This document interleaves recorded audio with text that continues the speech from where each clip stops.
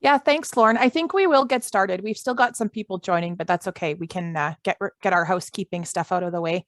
So I want to thank everybody for coming. It's so great to see so many people joining this morning. I'm Jocelyn Badley from the Alberta Library. If you wouldn't mind muting yourself when you're not talking, that would be appreciated. I want to note that this session's being recorded. Actually, I don't. Oh, it is being recorded. That gave me pause there for a second. And we're hoping to make some of the content available afterward for those who couldn't attend. But the when you're in your breakout groups, that part is not recorded. It's just the main session. So I would like to start this morning with a land acknowledgement. We wish to acknowledge that what we call Alberta is the traditional and ancestral territory of many peoples, presently subject to treaties 4, 6, 7, 8, and 10, namely the Blackfoot Confederacy, the Kayanna, Piikani, and Siksika, the Cree, Dene, Saulteaux, Nakota Sioux, Stoney Nakoda, and the Tsuut'ina Nation, and the Métis people of Alberta. We're grateful for the traditional knowledge keepers and elders who are still with us today and those who have gone before us. So I would like to introduce Lorne Rubis. I think I won't do his whole introduction. I know many of you were here last time, and those that weren't probably know who he is already. So we won't do the whole bio, but we are very glad to have Lorne with us today. For those who weren't with us last time, it was a really interesting and provocative conversation, and there were lots of great questions, and it was so good to see people so engaged with what was happening. So I have great expectations for today, and I'm sure it'll be great. So thanks for joining us, Lorne. Yeah, thank you. And for all of you, you are so wonderfully represented by Jocelyn. She's been just marvelous to work with. Congratulations to Alberta Library, both on your creating this opportunity for people like me to have the privilege to share some thoughts with you. Secondly, for really being such an important fabric of our community. You just make the whole province so much richer in a connected and complete way. And just to kind of remind me of that, my wonderful wife and partner of 50 years took an amble down Jasper Avenue to the Edmonton Public Library on Saturday of this week. And just to kind of hang out there for a couple hours and just get the feel for it. And in fact, one of the recommended books on the shelves, I actually ended up using a little bit as a bit of an inspiration for some of the material that I'm going to share with you today. So congratulations to Pilar and team and all of you for just what you do every day. And also for inviting some provocative consideration. So the last session was about things we might do, we might consider, how might we, around advancing culture. Culture is who you are. Each of you have subcultures in your own library environments. But in the end with that is you also have a culture for Alberta Library overall. You gave me an opportunity to kind of just address some assumptions we might make about working in culture. And so thank you for that and how you might invest in it. And this session, I want to introduce more completely the notion of belonging to you, bookended by the welcome and the leave. And I want to thank you for inviting me to address this because I am writing 2 books, one on culture and one on belonging. And this invitation has allowed me to drill in a little bit more to consideration for the welcome and the leave as bookending the notion of belonging, which is emerging as such a vital consideration in the world we live in. Belonging has always been a human need, but it just feels like it's more, so much more relevant to the world we live in today. And the relationship between you and belonging and the workplace that you have, but also the relationship between belonging and the libraries and your users and customers. So thank you for allowing me to do that. So Jocelyn will just drive the slides. And so the very first, a little bit more about just who I am around it. I won't bore you with all this, but just to say that I spend my life, my whole purpose is around advancing culture, leadership, and belonging. That's what I do every day. And I activate that through a culture class that I teach at Harvard. They've asked me to do 2 more years of teaching the Building Extraordinary Cultures program there. I just got off with them yesterday, actually. So we're scheduled out through the end of 2023. I kick off the U of A Executive MBA program on culture, and I also teach a strategic HR class there. I have the privilege of being able to consult and advise companies and CEOs and C-suites and organizations throughout North America, Europe, and even now Asia.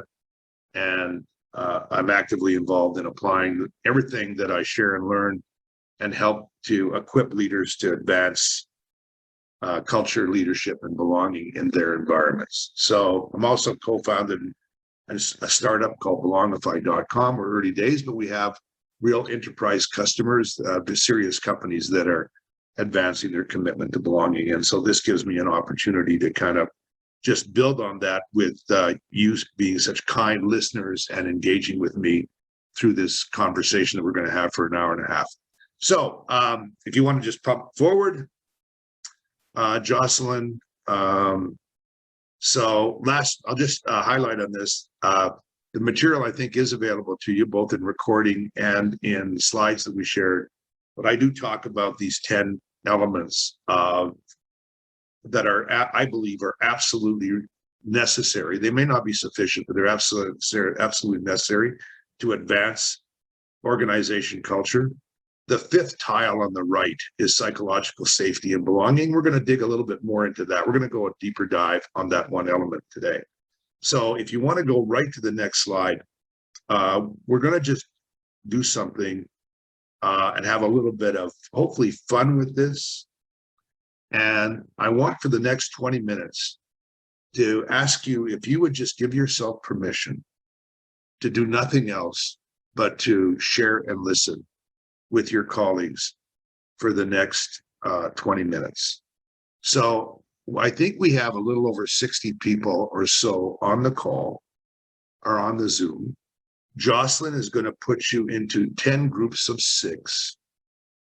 And here's the question that I want you to answer.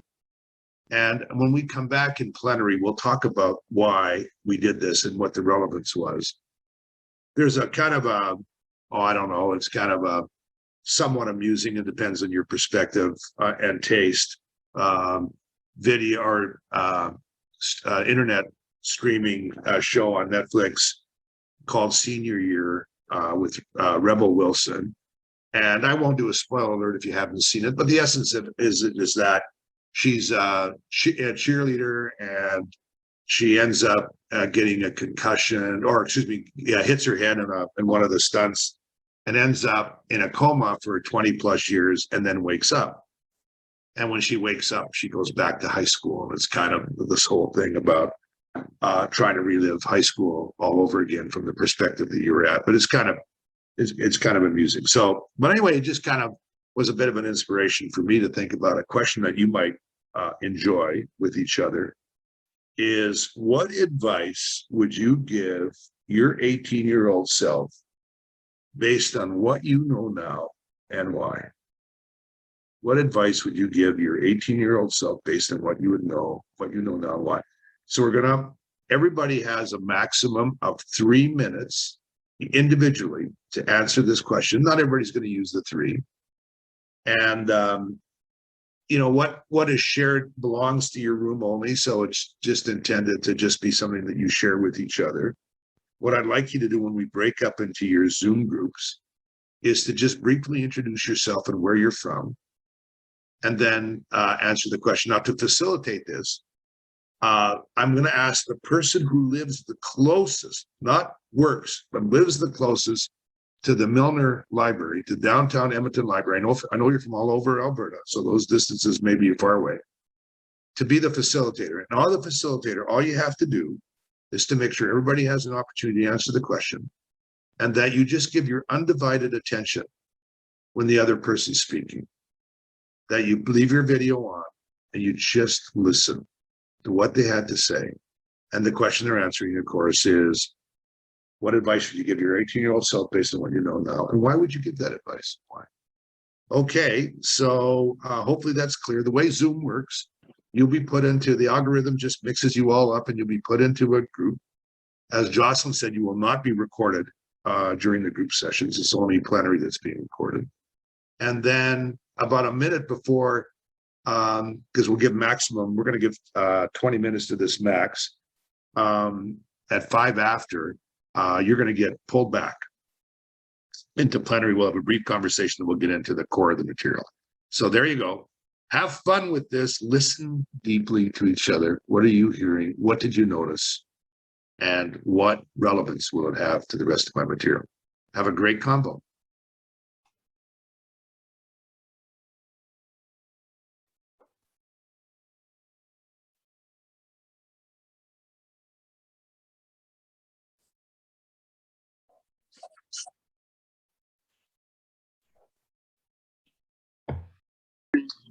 Welcome back, everybody. Thank you for participating in this.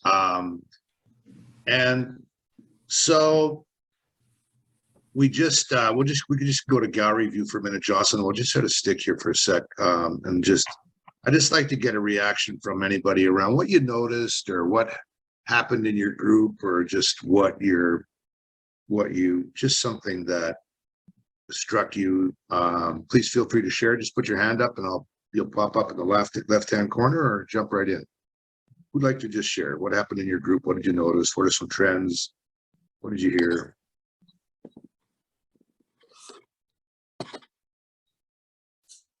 Yes, Nicole. Yeah, I thought it was interesting because I didn't know any of the people in my group, but it felt pretty quickly like we did. So not only in terms of like, it was interesting because many people said similar things, but what I really noticed is what a great icebreaker it is, because it kind of gets you right into the heart of things right away, which I thought was kind of a neat idea, and I took note. So thanks. Thank you, Nicole, because that's exactly, and in some ways, it's exactly the whole point. Just that is exactly it. How quickly, just by sharing, and I'll talk a little bit about how I do this and why this is such an important consideration overall around the notion of belonging, and deeper than that, how important this is just exactly what happened. I only spent time in a couple of groups, and I just exactly what you just noted. What else? Yes, please, Leanne.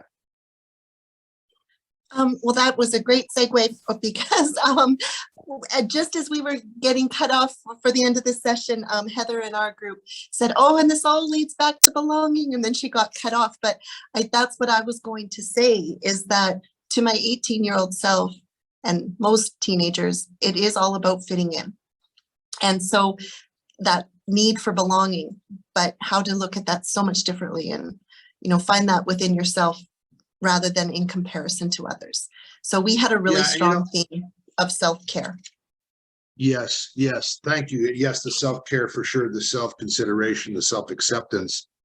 And one of the nuances is that we're trying to bring around the notion of belonging. And I know, Leanne, just listening to you in the group for a bit, that I know you meant it this way, is the notion of belonging and bringing your true authentic self, and not compromising or fitting in just to belong, but belonging in terms of being accepting yourself and being accepted by others, and being and just being open to that, how vital that is, and the richness and the wisdom that you shared. Thank you. And Karen, what about your thoughts? Yeah, just not to repeat, but I think that was a theme in our group, is just to be kind to your 18-year-old self. But then it started to turn around that we also needed to be kind to our present self. And that was a good reminder of that. Yeah. So just a little kind of, I'm almost embarrassed to tell you this, but if you did nothing from this session, if you just hung up right now, or you went away, and you did nothing but embrace the connect before content principle, and I'm going to come back to that a little bit later, a little deeper.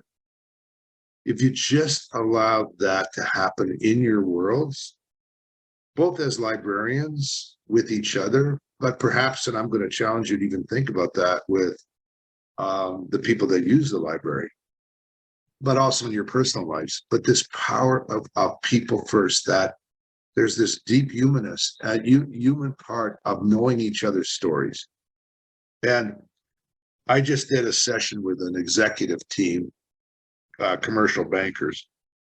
And the question I asked them, I gave you a little bit more of what I would call a little bit more, fluid, easier question. The question I asked them was, what's the hardest decision you ever had to make in your life, and what can you learn from it? What you find is that people say things like this at the end: no one's ever listened to me for 3 minutes at a time uninterrupted. Or they'll say, I've worked with these people for 15 years and I did not know their story. And the essence and the segue, like you say, to belonging, is one of the segues is this vital principle of connect before content. And I want to, like I say, thank you, but also, if we could have done this with all of us here, very quickly we get to kind of have these connections. We build bridges with each other. We hear a story about a difficult pregnancy, or we hear a story about, traveling, wish they would have traveled maybe a little bit earlier, or, just being able to have fun and trust the process. But all of a sudden we have this glue that starts these bridges between us. So we're going to jump right into belonging, and I'm going to go pretty quickly for the sake of time. And I'm going to just have Jocelyn zip through these slides, and then we'll have a little bit more room for discussion later on. So we're going to skip a video here that I had and go right to this thing around this beautiful word. So the president of Harvard has initiated an entire strategy around belonging. And part of the person leading this is the dean of the faculty of divinity. Around belonging is such a beautiful word. It's worth striving for. And who are we? There's more to the word. And I'm going to talk to you, and I'm going to try and bring definition. And you librarians, know and love words and language. And you'll probably help me even be richer as you think about this around using the right words and language. But it is a beautiful word. And you're going to do something to advance it, hopefully, as a result of this session. So just when you think about it, just the emotional feeling, the next slide is, how do you feel? How do you feel when you skip by this video? How do you feel when you didn't belong? Do you remember that time when you were just a little kid and you maybe moved to a new place or started a new school, and or you just moved, or you did something, or you just changed classrooms and you were outside looking in for a while, what that feels like. And it can be kind of daunting and scary. And then there are things that happen through our lives that when we have this feeling like, geez, I'm not sure I belong here. And then the reciprocal feeling, the joy when you're part of, the next slide, when you belong. And if you just kind of take a look at this picture for a minute, obviously it's easier around sports kind of environments because there's kind of a clear definition of success, and the confetti and the trophy, but there's this arm in arm kind of feeling as we did it together. Everybody made a difference. I was part of. I really feel like I belong, and that, and it's more. It doesn't happen every day. There are moments when it doesn't feel like that. So we're not talking about perfection here, but we're talking about feeling more like this than less. So the next slide is okay. So how do you create conditions for belonging? What could you personally do? What you and I can do to create conditions for belonging? And how does it happen with intentionality? And just like culture, and I introduced the 10 elements as a framework. I think there are a lot of people that think about it as just a feeling, and I want to go beyond that. I want to give a framework and a way to activate it, to create it to happen. So in the next slide that Jocelyn will pop up there, you'll see that there are these emerging definitions. You probably heard that diversity is vital, right? That's the mix. You either are or you aren't diverse, right? And even if you look at your libraries, right, from a staff point of view, and I know there are different libraries all over the place, right? From the universities to the branches to the main library, blah, blah, blah. But it's you either are or you aren't. And of course, we want to reflect the community we're in. So it's a matter of fact. Social justice is where we've been spending so much of our time, and rightly so. We're early days really around advancing this. This is around being more aware of institutional bias, unconscious bias, those things that have allowed us to swim in our swim lanes and to repeat exclusion unintentionally, perhaps, but nevertheless, institutionally, it's there, and we have to work on that. And of course, in inclusion is the process of applying the mix, that the mix happens where people are connected and engaged behaviorally. Belonging is the emotional outcome. And the argument that I want to put in front of you is that we can be intentional about it. We can't just hope for it to happen. We have to be intentional about it. So if you want to just go to the next slide, here's an equation. My math friend's telling me I'm missing a parenthesis here and there, but and so I'm not a mathematician, but I hope you'll accept the experience of it. I am going to challenge you to connect, to think about how you connect, how you activate contribution, how you bring clarity, how you differentiate, and how you advance. So let me take someone who's working in the library, a person who maybe just started and is working as at one of the reception desks that I saw at the Edmonton Public Library. My argument that I want to put in front of you is that for that individual to feel fully a sense of belonging, that they need to want to belong, certainly, right? So there is a self-accountability part of it. However, my argument is that there needs to be intentional connection. We need to know their story. We need to see them. We need to connect before content. And in order to feel like we truly belong, there are authentic humanists. Our authentic selves need to be there. So therefore, that's one part of it. People know me, they see me, but the other part of it, contribute, is I am making a difference. My work matters. And how does my work, what conditions exist for my work to matter? Well, I'm going to go through them. But there are minimum, it's all about the psychological safety foundation that needs to be present. The point is that not only do people know me, but I am contributing. I'm bringing my best capability into this environment, and I'm thriving. And that leads to clarity. And the reason that I know that I'm making a difference, I'm contributing, is because I know what my purpose is, and I know what the library purpose is, and I'm contributing to that purpose. I know that what I'm doing is not just, helping someone find a periodical or know where the game room is, or I am contributing to the purpose of the library. So even if I'm the security guard inside of EPL, I'm not just being a security guard. I'm part of the purpose of that library. What I do is I'm not really a security guard. I make people feel comfortable and safe and okay, or whatever that is to be part of the purpose of that library. And then it comes down to, I make a difference. We make a difference. I put myself into we in the best possible way, and we makes it possible for me to be I in the best possible way, and together we make a difference. And we never give up. We continually advance because we know as human beings, we go forward and we go back. We're iterative. We're like an ant going north, but when you look at that ant on a beach, it looks like they're going west, but really they ultimately be going north, because it's a constant moving through this process. because people come and go, team members come and go, situations change, we're being buffered by the outside, COVID happens, technology happens, regulation happens, etc. So there's never ending.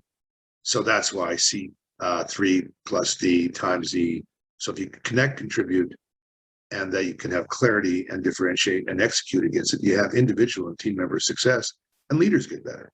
So that's how straightforward it is at one level and how hard it is. And I don't want to, at one level, it's hopefully simple, but not simplistic.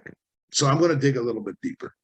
So if you want to go to the next slide, I'm going to try and do my best to appeal to you from leading from where you are, whatever role that you play, that you think of connect before content, that you will intentionally make a connection. Now, it's not practical to do what we did at the beginning of this session all the time, but every once in a while, I think you ought to give some consideration to learning someone's story, to allowing for the stories to be shared, because we all have these wonderful stories about our lives, and we find out that we're enormously resilient, enormously adaptive. Sometimes we're fearful, sometimes, and we stumble, and we're so human. And when we can connect before content, because the goal is to build as many bridges between each other as possible. So if you go and do some work and study what they do at the School of Othering and Belonging at Berkeley, and people who are looking at this more completely, then the idea of connecting before content by building as many bridges between each other as possible. It's because we can walk across those bridges because we know each other a little bit more. We know each other a little bit in a more vulnerable, complete human way. So I always do some work to really reinforce connect before content. And it's vital. If you don't have connection, so just at a very personal level, and I mean this in a non-creepy way, but if you just look at your colleagues, if you can't write down, who they are, who they love in their lives, do they have critters in their lives that they care for, where they like to go, obviously what they like to read, what they like to listen to, how they like to, what freaks them out when you work with them, all these things, the more you know about that, and again, a non-invasive way, and the more people know about you that way, the more you can connect before content. So now I want to move to the next one. Now I'm zipping through these, and they take considerable intention. Look, there's so much good social science around the vitalness of psychological safety, and it's very difficult to optimally contribute, bring your best self to work, if at minimum 4 conditions don't exist. One is that you don't have to change yourself to fit in and compromise. That's one. So the environment you're in, whoever you are, even though most of us are constantly working to advance and develop ourselves, we're good enough as we are. We are accepted for who we are. Whatever we're made up, we're accepted. So we don't have to put a veneer on to show up where we can bring our authentic self. And so the people around us create conditions for that to happen. Secondly, is that we're very open about asking for help and offering help. So in an environment where you can fully contribute, you can offer what you can and ask for what you need in a way that is genuine, okay, and it's going to be okay to do it. And you may have clumsy words, and you might get, we're human, and sometimes we treat each other poorly, but overall, you can do that. The third thing is that you can have a crunchy conversation and talk about the right things at the right time. That the trust is there and the skill is there, even though the words may be clumsy sometimes, to have a crunchy conversation. You can talk about the things that need to be talked about. It could be an incident at the library that didn't go very well. It could be a resource that you haven't gotten that you need. What are the issues that you need to talk about in order to make sure you're talking about the right things? You're not just dealing with superficial issues. You can have crunchy conversations. And last and certainly not least is you must be in an environment of where perfection is way more important. I mean, progress is way more important than perfection. You cannot have a blame environment. If you are in an environment where blaming is part of the culture, it will cause people to shrink and shrivel and ultimately not bring their best.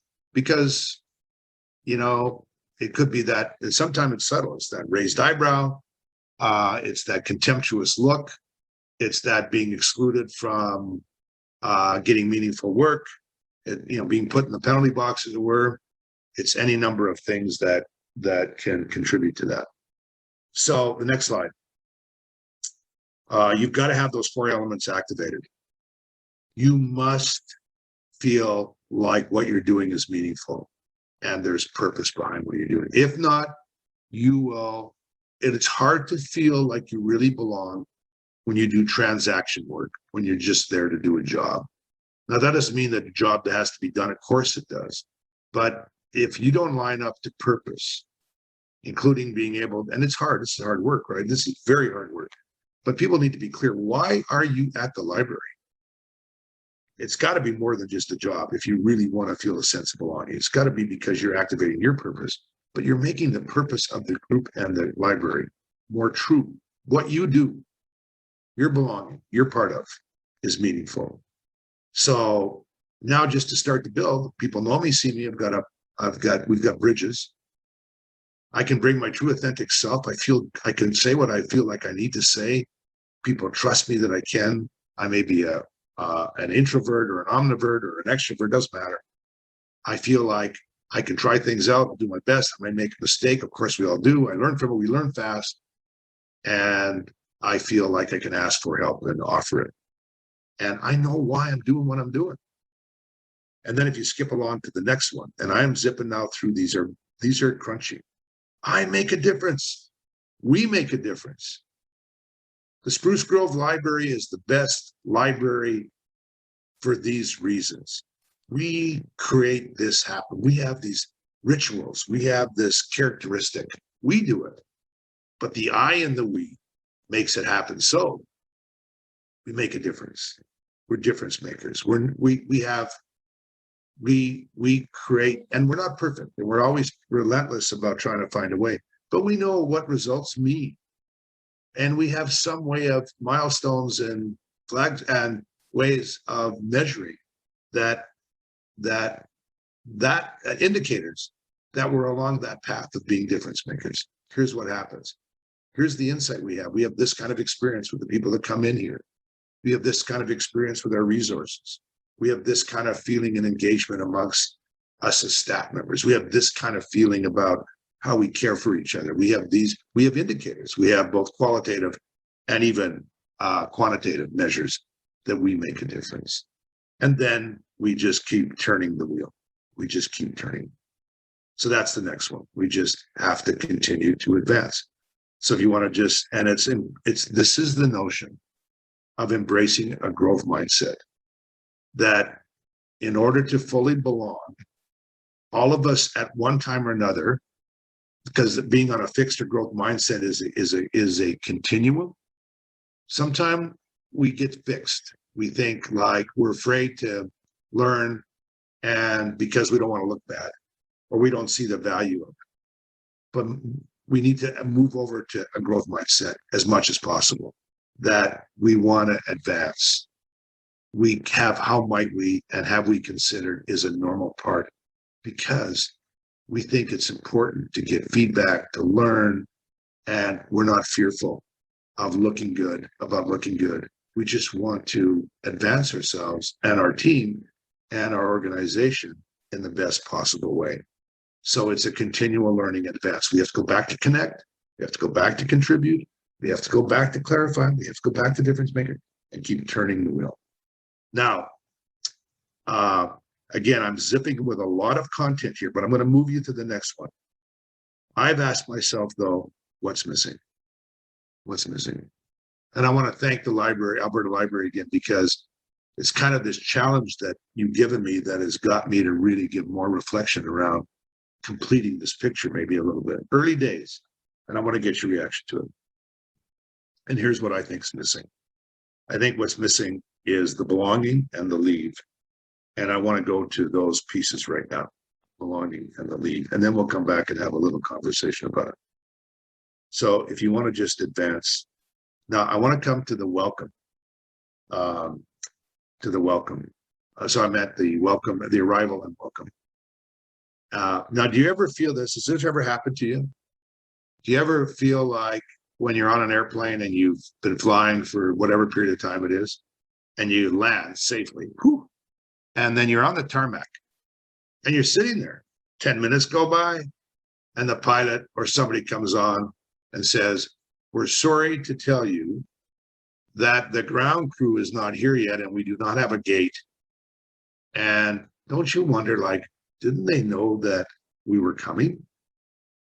Doesn't someone know that this is what it feels like for so many people when they come somewhere, when they enter? They feel like no one cares or knew that they were coming. Now, the other side of this, and I was struck by this, if you just want to advance the slide, is those of you that may have heard of the Sawabono, and I have had people of the Zulu tribe and people from South Africa that have been in my Harvard classes or in other places where have validated this for me. I never do this justice, but the Zulu have this beautiful greeting when they see each other for the first time or many times. But essentially it goes, "Hi, I'm Lorne and I'm here to be seen. I'm here to bring it. I'm here to be seen." And the other person says, "Ah, Lorne, I see you." And then the reverse is true. The person reverse says, "I am also here to be seen. I'm so-and-so." And the person reciprocates by says, "I see you." Now in the Zulu, not to trivialize this because it's much deeper than that. It's the essence, it's the soul, it's that I know you are, we are together, everything kind of in an indigenous, beautiful way. We are so connected and related. We are all together. I see you. And so my argument is to move the slide along. My argument is that I'd like your help around, can we do better with the welcome and arrival with people? Putting people first, connect before content. And why? Well, at a team level, it obviously just frankly increases speed to contribution. The more that you're embraced and welcomed, the faster that you're able to contribute, then everything moves forward. You get more meaningful results. You get longer and better stays, and you get authentic belonging. And generally that means people learn faster. They have this greater sense of feeling, emotional feeling of belonging. They contribute more. They actually do more meaningful stuff that matters, and you learn faster. So what are some guidelines I might give you? And this is what I'm writing about it. Maybe you can help me think more about this. So I'm going to advance the slide. I challenge us to find a way in the spirit of connecting before content with each other, and even perhaps with library users, is the way of communicating. I see you, we see you, I know you, we know you, we want you, we need you, you are important and valued, and know and help us too. So if we just use those guidelines, there's so many ideas and rituals that can support that. And here are just a couple of them. If you want to just go to the next page. Can you imagine if if you were coming to the library as a new worker for the first time, that you received a welcome box before you even came in the door. And in the box was not just stuff about the library, and this could be a virtual box or a physical, but it was, we know you. We know that you lived in Nova Scotia. So we know that you're back here. And thank you for coming. We know that this is what you like to do. We know about the people you love in your life. So we're saying we're waiting for you. We know you're coming. Or one of the things we do through Belongify is Connect First cards. They're kind of like hockey cards. You get to fill them out. And you fill out what you want people to know about yourself, both personally and professionally. And then you share them, like trade them like hockey cards over a cup of coffee or over a other beverage or over a sandwich. I don't know if I should have used those words, but it's kind of also one company where they work not remotely, but they work in a real place like many of you do. When someone arrives, they completely decorate their work area. If they've got a cubicle or something like that. But it's not decorated with just ribbons and balloons. It's decorated with I know you stuff where it says, we know you. We knew you were coming. Or you're given a peer to guide you along. And I'm not talking about just maybe even when people arrive for the first time, but think about how many times we change teams or change locations or move from one branch to another. Or maybe there's a welcome ceremony, etc., etc. It's only a matter of imagination, but it follows those previous principles. Now, I'm gonna move us along to the next piece. What also is missing, and where we've been horrendous, is the leave and goodbye. How many times have you seen that picture, virtually, emotionally, really? The walk of shame outside of a building, or the walk of cancel.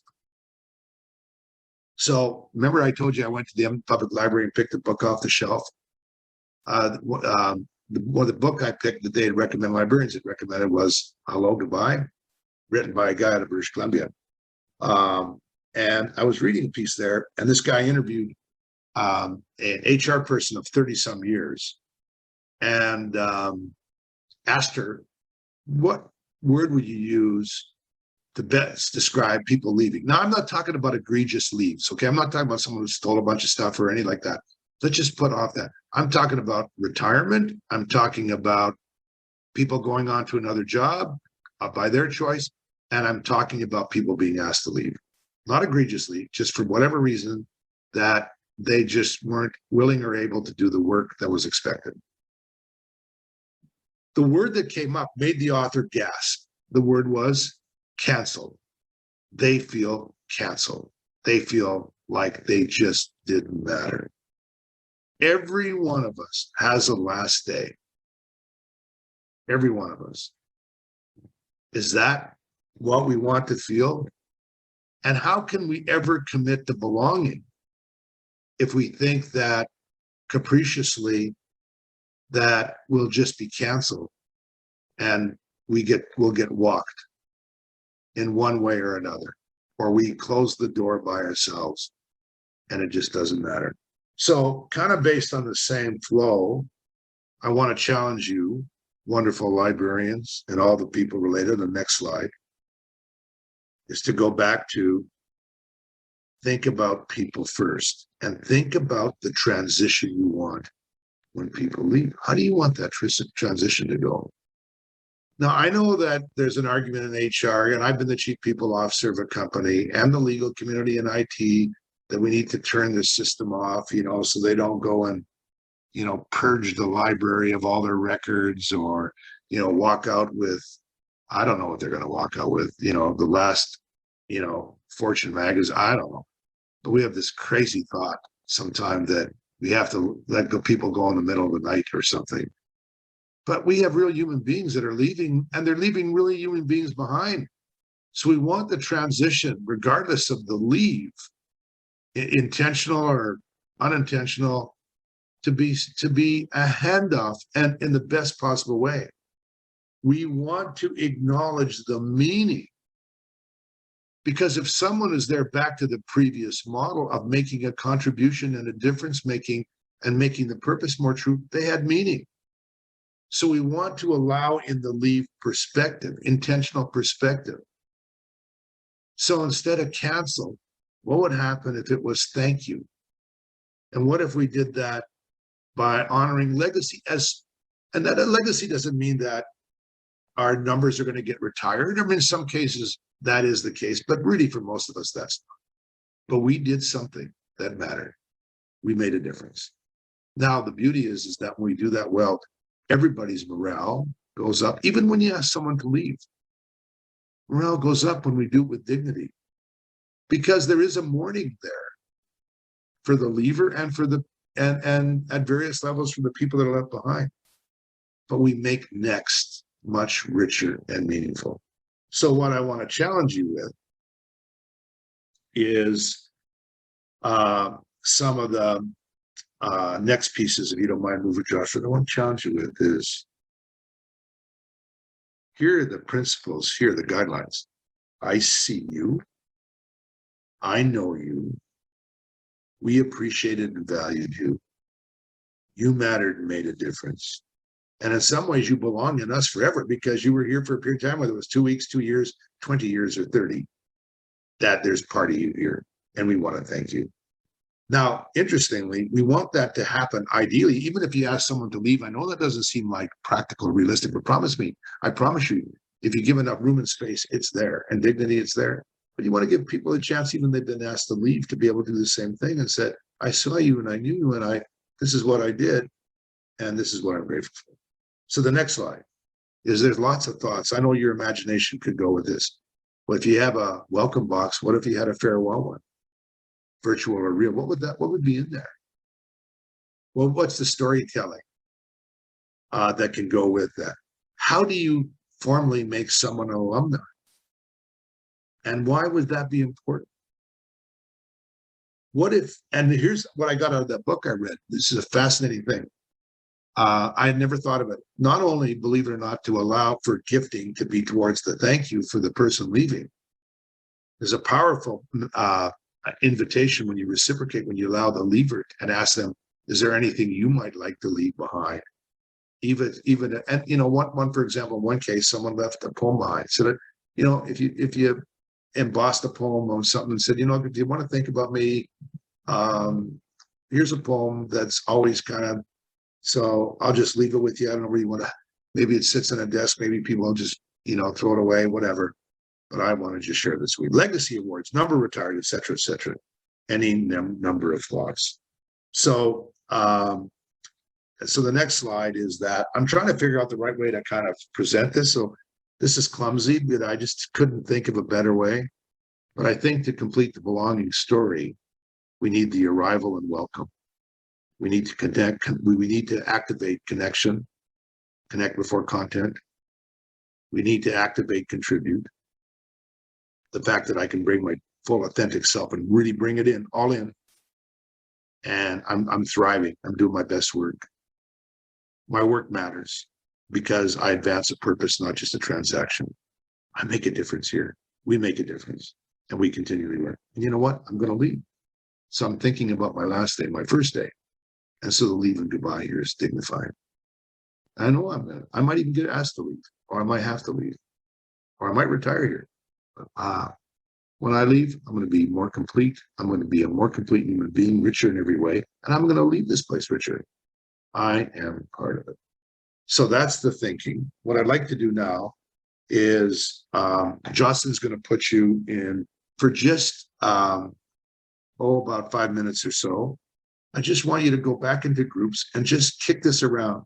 You know, what resonated with you? What thoughts do you want to share? How might you, have you considered? And then we'll come back and talk about it as a large group for a minute.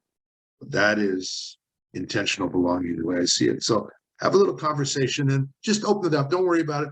Just jump in and share. We're going to do for about 5 minutes. What struck you? What hangs with you? Maybe an insight, maybe a gift, maybe a concern. And then we'll come back and talk about it as a group. Have a great conversation. So for a few minutes. I'll bounce around and join you. Yeah, I'm so sorry. We were in, and I didn't even get a chance to get beyond the one group. It was such a rich conversation. And of course, the area that causes the most uncomfortableness is the leave. And I think we were having, somebody was just sharing a thought there. Would you like to just complete that thought and then we'll open it up to more? Yeah, sorry. No, it was just that I've noticed at MacEwan University, during the pandemic that, people leave for many, many reasons and they're just gone. Like you go, oh, who does this thing over in wherever? And they're like, oh yeah, they're gone. And like, where did they go? What happened to them? Where'd they go? What happened? And one of the conversations was that the library community can be a small community. It's amazing how it is that, then the stories go out, the rumors go out, and look, we're all going to have a last day. And sometime, we're going to, in this world, people get asked to leave too. There are all kinds of reasons.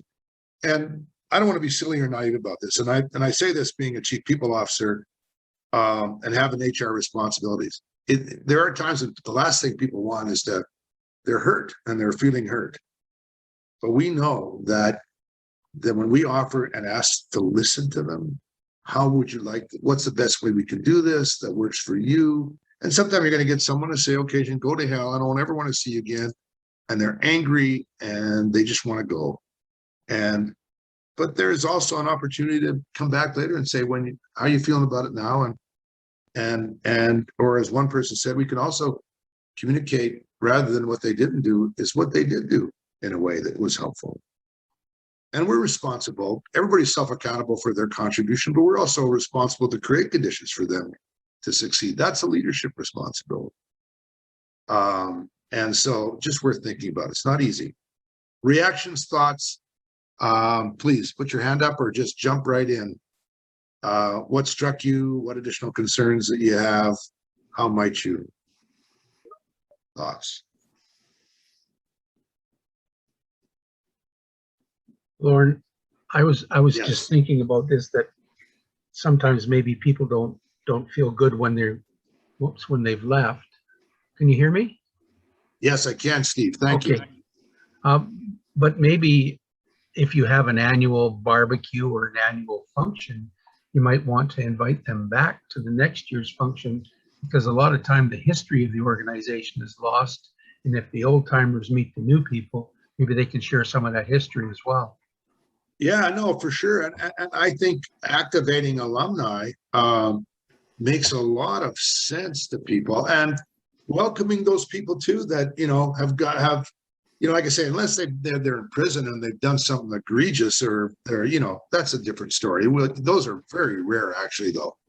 And when I worked at the bank, if someone stole from the bank and every year someone did something stupid and we had, we got law enforcement involved, we typically wouldn't invite them back as alumni. However, our security people took an approach around helping rather than just having the law. We gave a chance for people to turn their lives around. We took that approach. But anyway, you're absolutely right, Steve. That's an important consideration. Other thoughts, reaction?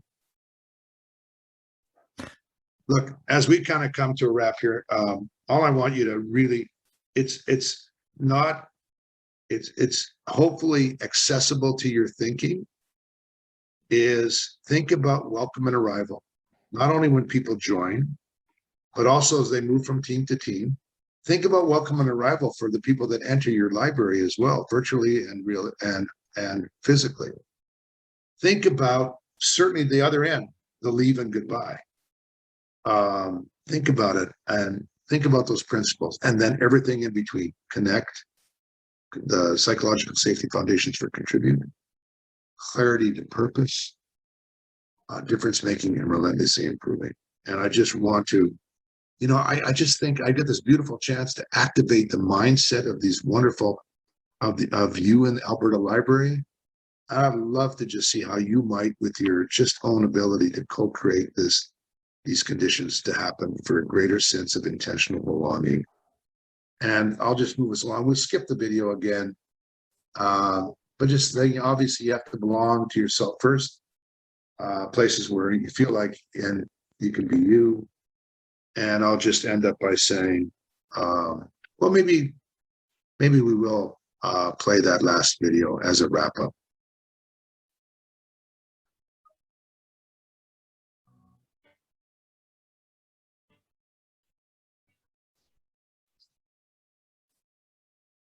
I don't know if there's volume with this or not. I think, yeah.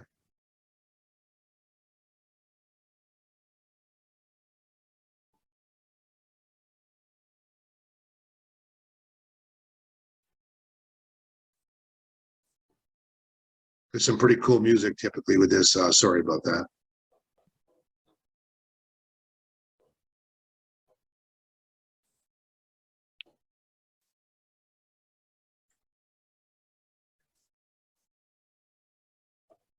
And now we've added the welcome and arrival and the leave and the goodbye. So I just want to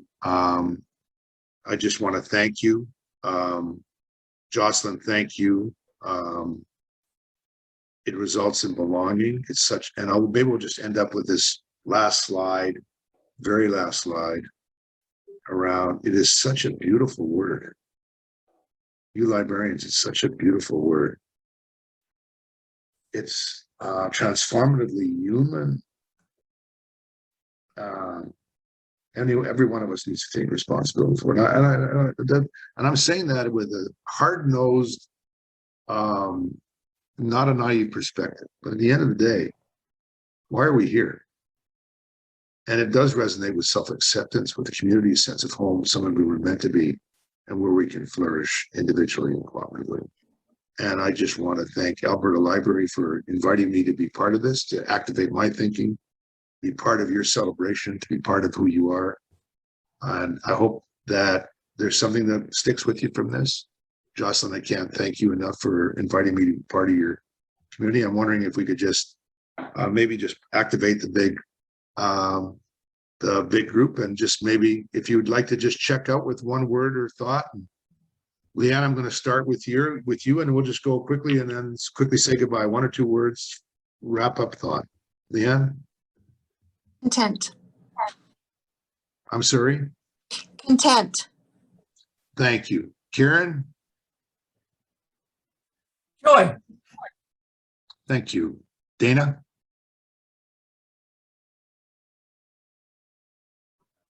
You're on mute, Dana.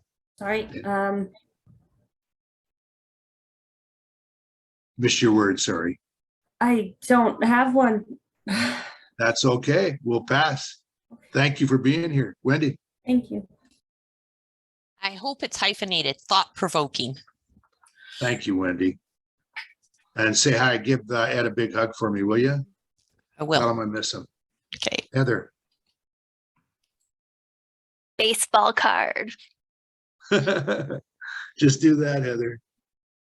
Michelle? Sorry, Michelle, you're on mute, I think. Michelle? Yep, trying to think of a word. I think thought-provoking again. I've got Thank you. ideas. Yeah, feel free to repeat. Lena? Kelly? Reflective. Thank you. Renee? Connection. LeBlanc? Thank you. Connection, yeah. Sandy? Say connection as well. Thank you. Steve? Invigorated. Thank you very much. Lori? Inspiring. Thank you. Bill? Stimulated. Thank you. Anna? Connect to belong. Yes. Nicole LeMay? Connections, connecting. Yes, thank you. Is it Josie Wilson? Timely. Look, thank you, Nicole. Thoughtful. Thank you. Jocelyn, we'll put you in the mix too. I would say connection also. Sorry, I know that's a bit derivative, but Oh, Let's keep repeating. It's important. Sharon. Human connection. Yeah. Susan.